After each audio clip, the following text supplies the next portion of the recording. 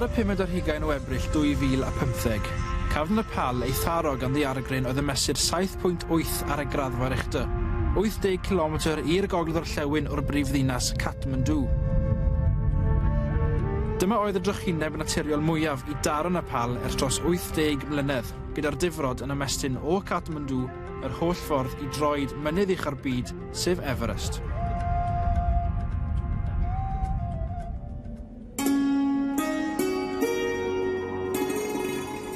A 19 mis ers i'r daeargryn daro, oedd yn ddiddorol teithio i Nepal i weld sut mae'r wlad yn ymdopi erbyn hyn.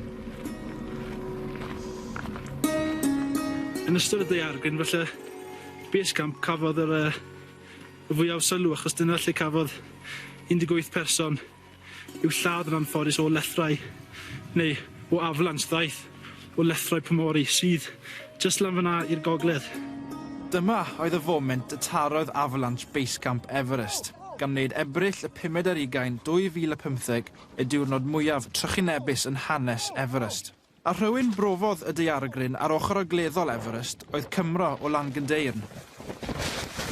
Oedd ei tua 2 gloch yn y prynhawn, o'n i gyd yn y tent yn cael cino a dechreuodd popeth symud.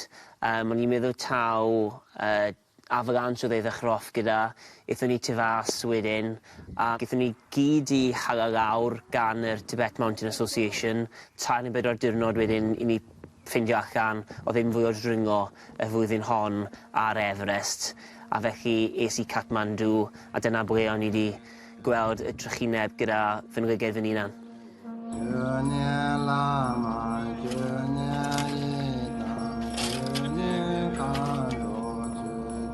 I ffwrdd o'r mynydd, roedd y dinistyr yn waith, gyda bron 9,000 o bobl wedi ei lladd a dros 21,000 wedi ei hanafu.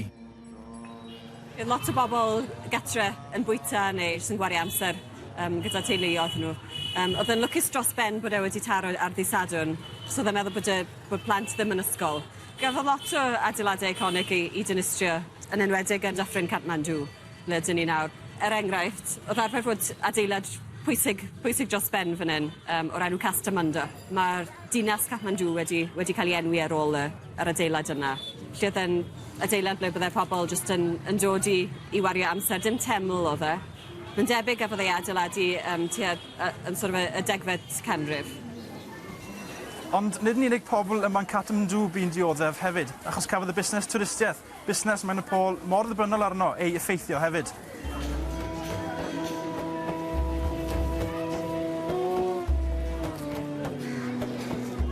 Earthquake जाँदाखेरिमा सिजनको एकदम हाई सिजनमा थियो, मान्छेहरू धेरै थिए, अर्थक्वेकले गर्दा धेरै मान्छे नेपालीहरू मरे, यहाँ नेपाली धेरै ड्यामेज गर्यो अर्थक्वेकले। अनि टुरिस्टहरूलाई लाग्यो कि अब अर्थक्वेकले अब ट्रेकिङ एरिया पनि ध्वस्त भयो, ट्रेकिङ एरियामा होटलहरू पनि ध्वस्त बनायो, ट्रेकिङ एरियामा बस्ने ठाउँ छैन, खाने ठाउँ छैन, खान पाउँदैन भन्ने डर भयो।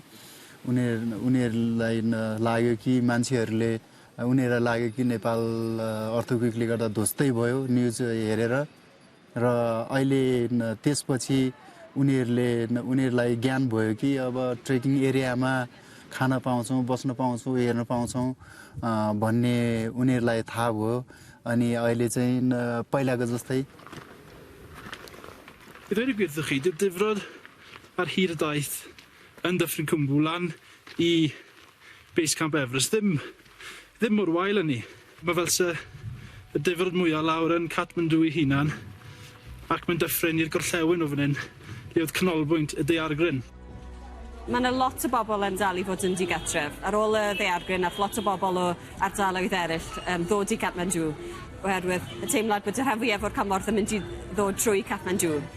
A nath nhw sefydlu lloches dros dro, a mae cannoedd neu miloedd o bobl heb fynd nôl i'w ardaloedd nhw. Maen nhw dal i fyw mewn tents o amgylch Kathmandu.